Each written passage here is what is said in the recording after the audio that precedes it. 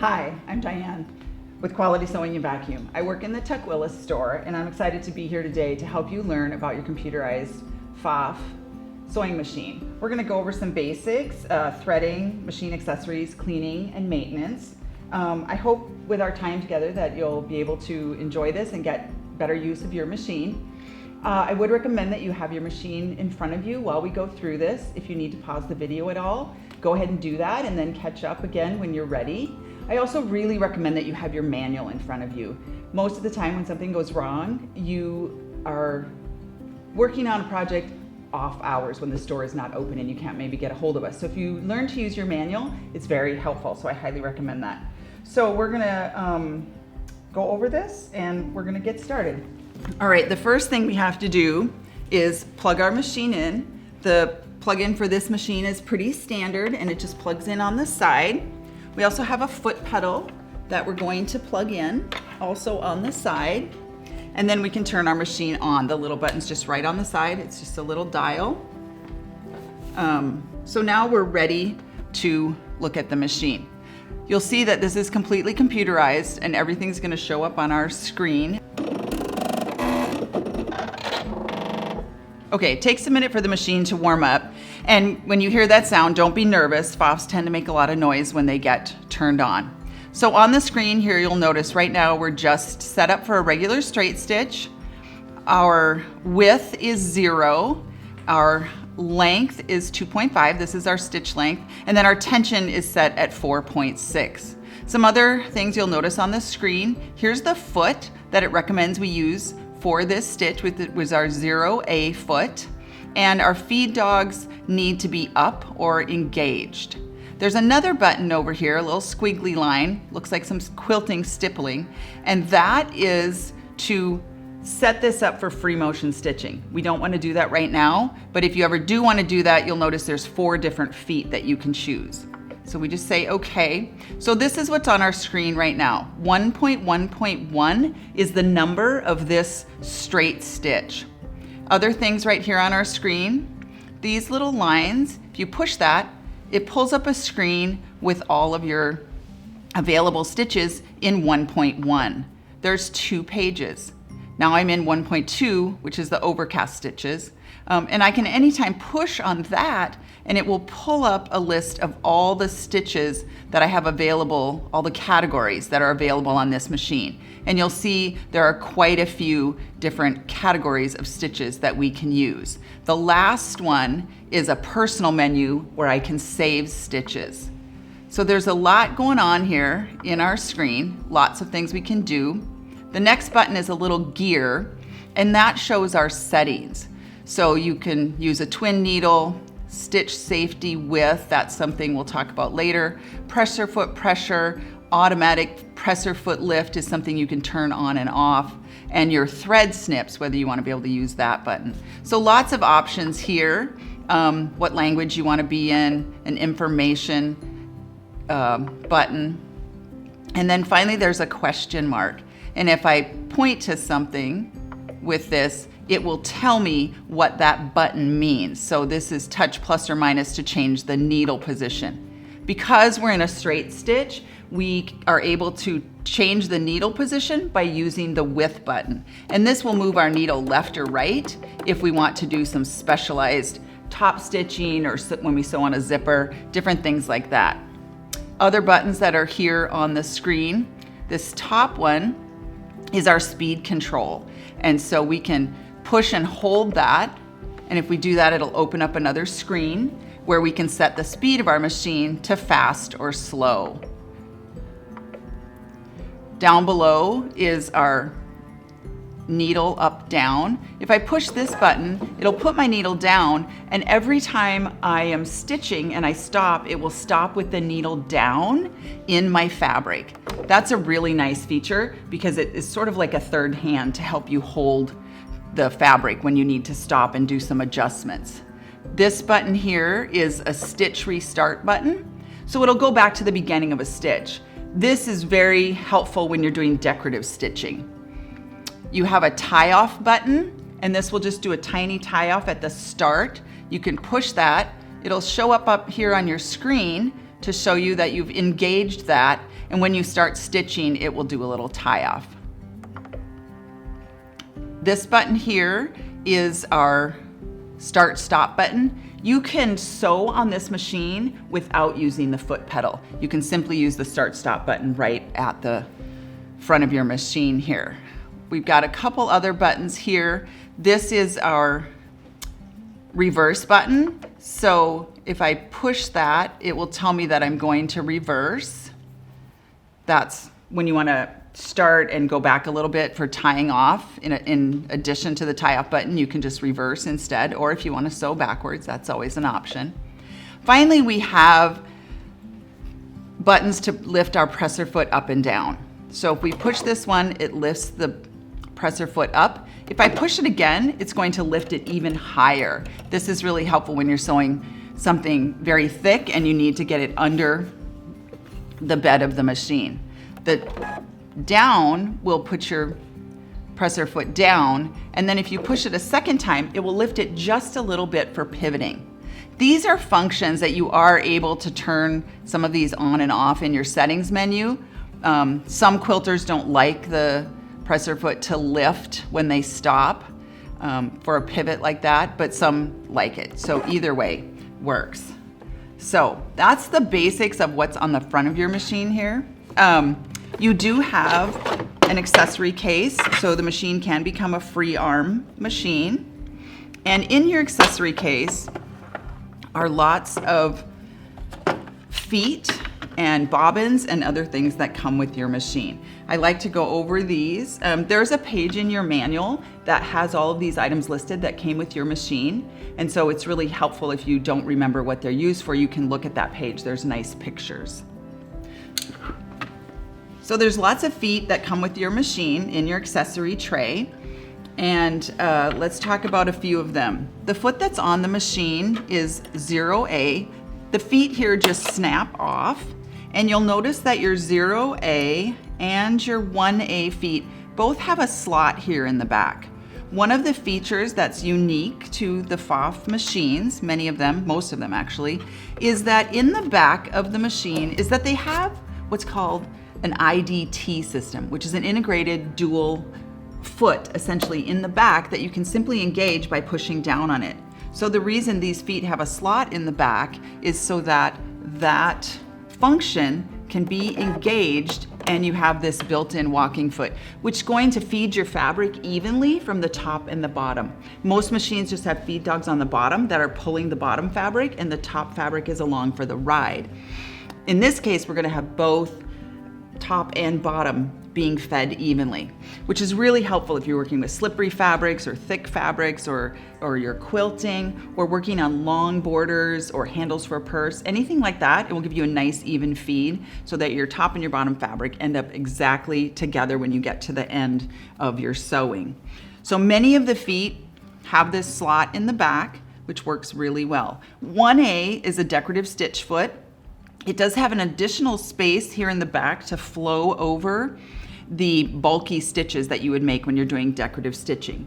You can also do decorative stitching with your 2A foot without your IDT engaged. This has no opening for that integrated technology and feed. It comes with a blind hem foot.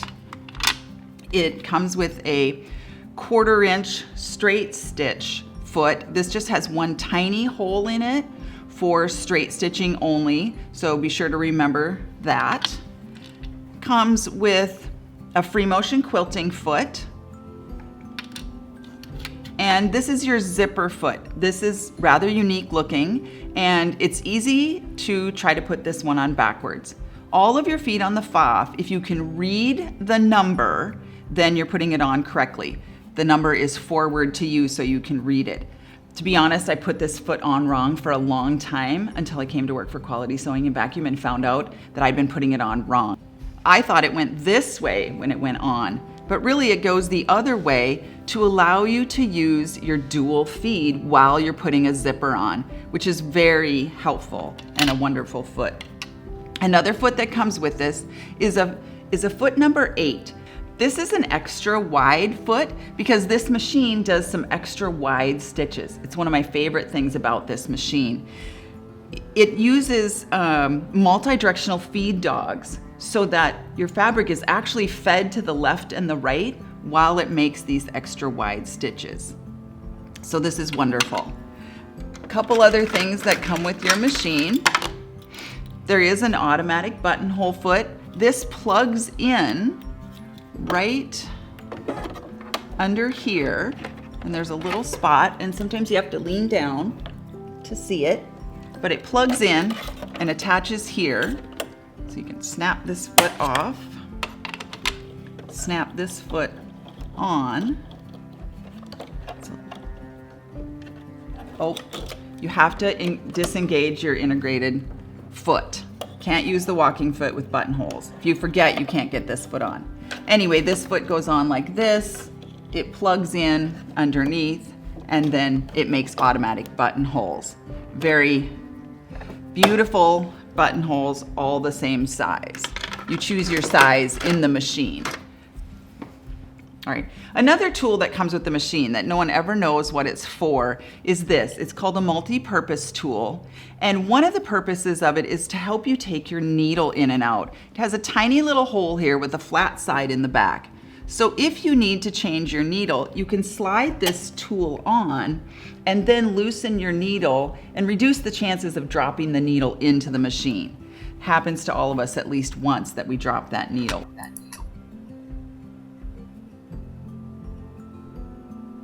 Part of this is you can use it in the back to help feed fabric that's extra thick. You normally don't really need this with this machine because you have this extra walking foot on that's going to help you with that anyway. But in case you're using a foot that is not using the walking foot, this will help you level out your presser foot so that it can flow smoothly on your fabric. This, of course, comes with a screwdriver. The great thing about this machine is that you don't actually need a screwdriver to take off your plate, except to lift it up. This is just a pop-off plate, which is really wonderful. One of the reasons this is so great is because when you want to get in and clean your machine, you can just pop that plate off, take your pieces out, and use the little brush that comes with it to brush it out and keep it clean. You're going to want to clean your machine about every 8 hours of sewing, or more often if you're working with fabrics that are fluffy, like fleece or flannel, something that has a lot of lint. To put this plate back on, you simply slide in the back and snap down the front. Super easy when you need to clean it out or get something stuck in there. So let's talk about some other things. Winding a bobbin on this machine is rather easy. Pfaff bobbins are unique to the Pfaff machine. They do say Pfaff on them, so you know you need to put that side up when you're going to wind a bobbin. So we're going to take our bobbin and we're going to place it on this little holder right there. We can flip up either of our thread holders. This one works great for winding a bobbin. We're going to put our thread on, and we're going to come over and put it right under this tiny top button right there. That's our tension guide. There are some little indicators on top of the machine. They're just raised portion on the top, so it's a little hard to see.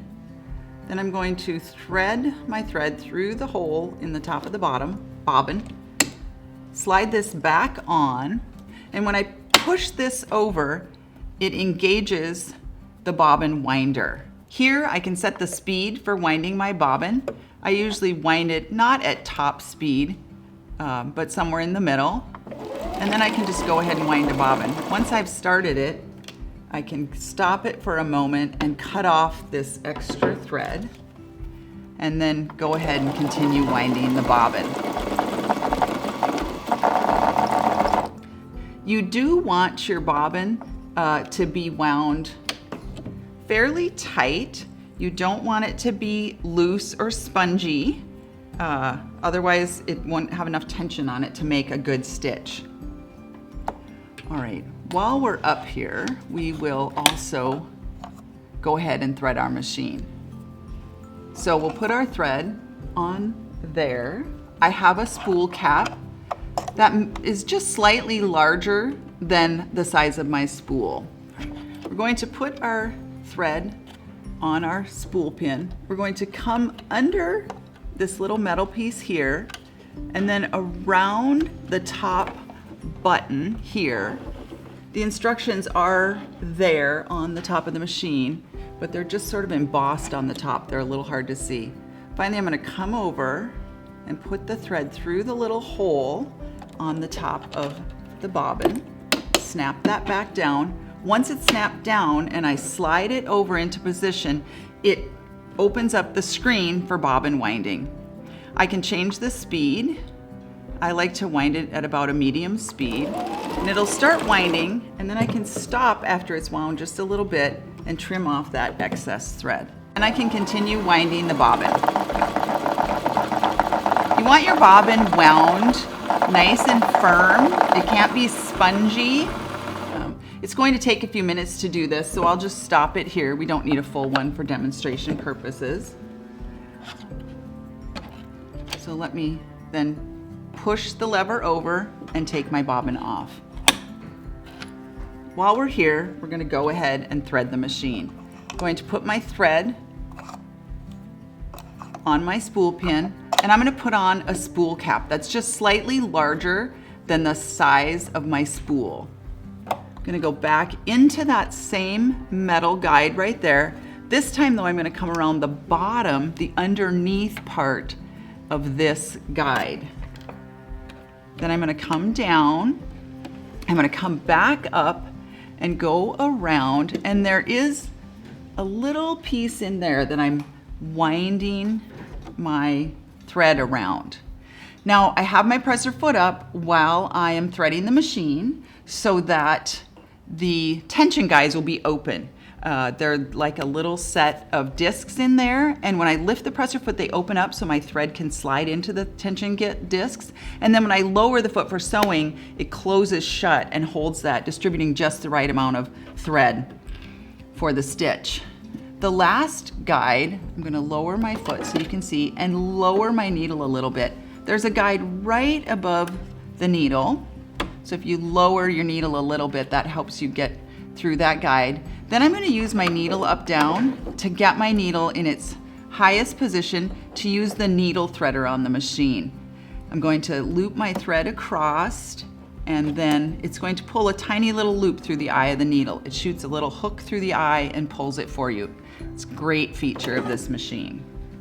All right, now we'll put our bobbin into the machine. We like it to come off on the left side. I like to say it's like a P. So you're gonna drop it in the little slot. Then there's a tiny little spot where it goes under to go through the tension guides for the bobbin, comes around, and it has a cutter right there. I like to put the top on and then cut my thread. So the thread I'm using today is just a standard 40 weight thread. There are a lot of different options in threads out there. Most regular sewing thread is 40 weight, though if you go to a lower number of thread, like a 30 weight or 20 weight, that's heavier. If you go to a bigger number, 50 weight, 60 weight, that's lighter. So you'll change your needle based on what you're sewing and the type of thread you're using. The heavier the thread, the bigger the needle that you will use. A larger needle is like a 90-14. A medium size is an 80/12, and a finer needle would be a 75-11. The needles are also designated for what you're doing. There are top stitching needles, denim needles, leather needles, microtext, lots of different kinds of needles. One of the most important one you're going to need to know about is a ballpoint or stretch needle. That needle is used for sewing on any kind of stretch fabric. And if you try to use a regular needle, what it's going to try to do is cut through that fabric that's knit. And a lot of times what happens is it ends up just jamming it down into your bobbin area. So ballpoint needle is one of the most important ones to have in your stash of needles, so that when you want to sew something stretchy, you can switch to a ballpoint needle. It'll save you a lot of headaches. When I'm going to start sewing in this machine, I'm going to slide my case back on so I have a larger surface to sew on. And then I'm simply going to step on my presser foot. On this machine, it'll lower my foot, it will lower my needle, and it will begin sewing. Now I had that tie off selection on, so it went ahead and tied off at the beginning of my stitches. So I can just go ahead and sew a beautiful straight stitch. I could change the length of this stitch on my screen right here, and it'll sew a longer stitch. On this machine, it will go all the way to 6.0, which is a fairly long basting stitch. Basting is when you want to sew something temporarily, so you're going to use a long stitch. I can use my scissors cutter to just cut the thread for me, and I have a beautiful straight stitch. I can choose other stitches simply by going here, and I'm going to back up to a zigzag. And again, just step on my foot pedal and start sewing. I can change the width and the length on this stitch. I can make it much wider and much longer or shorter. All just right on the screen. And if I want to reverse, I can just go ahead and push my reverse button, and it's going to go ahead and stitch backwards. I can do that on a straight stitch, zigzag, many other stitches allow that. Check your manual to see what it says for your machine. There's usually a page that has a great guide in it for stitches and what the typical settings are for that. Works really well. So another stitch that works really well on the machine that almost everybody's machine has is called a triple stitch. And this stitch is going to go forwards, backwards, forwards. It's really great for sewing stretchy things, for top stitching. I also really like it for hemming jeans. It gives you a great stitch, and it will make a really strong and a little bit thicker looking hem on your machine.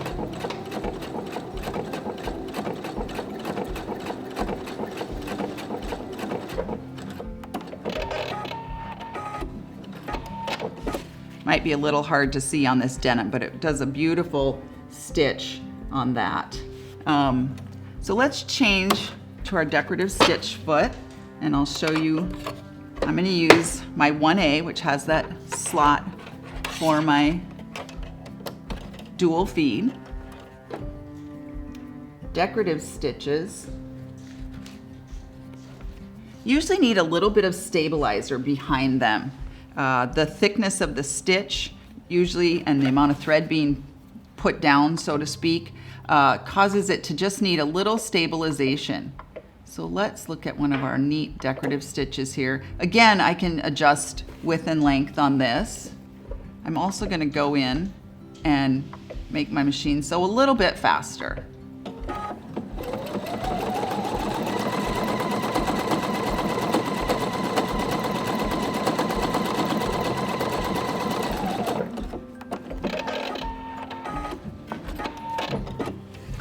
There are many different decorative stitches you can do on this machine, and one of them that I told you about earlier is those extra wide stitches. I'm going to switch to foot number 8 now, and I'm going to take off my dual feed because this one doesn't have a slot in the back, and I'm going to show you one of these extra wide stitches that this machine can do. Again, I can adjust length and width. I can reduce the width on this, but you're gonna see that the machine's actually gonna feed my fabric sideways as it's going forward. And I get this wonderful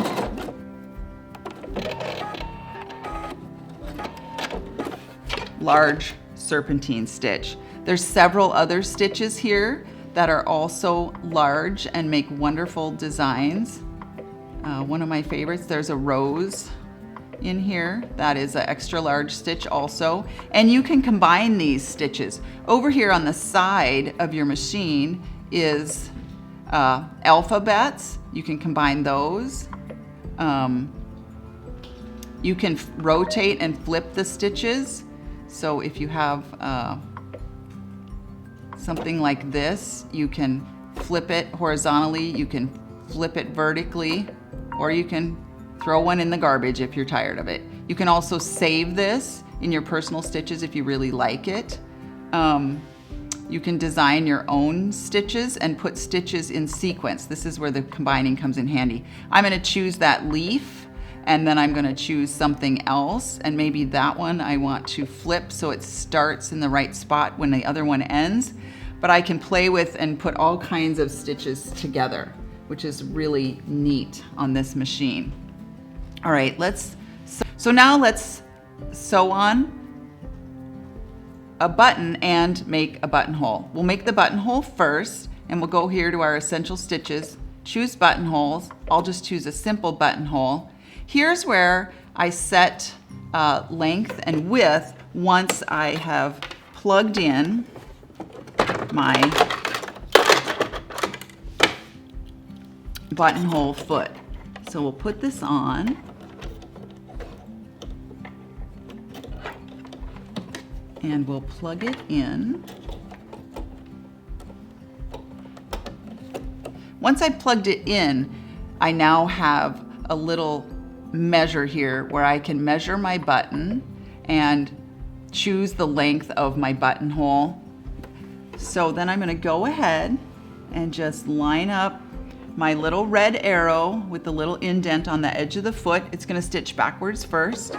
So on this one, I'm just going to press the button to let the machine do the sewing without my using the presser foot. And it'll just go ahead and sew that buttonhole without me having to do a thing, really. You'll usually want to mark your fabric when you're going to make a buttonhole.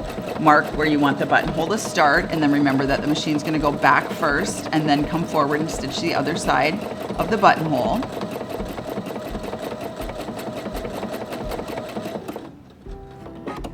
And there it is, all done. Beautiful buttonhole with really minimal effort on my part. Now to sew a button on. All right, now we'll sew on a button. On the Pfaff, you take your foot off, and you'll notice I have no foot on right now. I'm going to choose to sew on a button. It's 1.3.10 on my machine. And I'm going to lower my presser foot and make sure by turning the hand wheel towards me that the button is going to be sewn on at the right width. So I have to make sure that my needle is going to be wide enough right here. If it's not, I'm just going to increase the width so that I make sure I'm hitting both holes and not breaking the button when I go ahead and sew the button on. You'll notice the machine does the tie-off for me also, and it cuts when I'm done with the button. Isn't that fabulous? I love it. I had one student say, I'm never going to put in a zipper again. I'm going to put buttons on everything now because it's so easy to do. So I talked a little bit about maintenance of your machine, cleaning it out about every 8 hours of sewing or when things are really linty. You're probably not going to oil this machine. Some machines do require oiling, and you need to check your manual to see where and when you should oil your machine. Each one's a little bit different.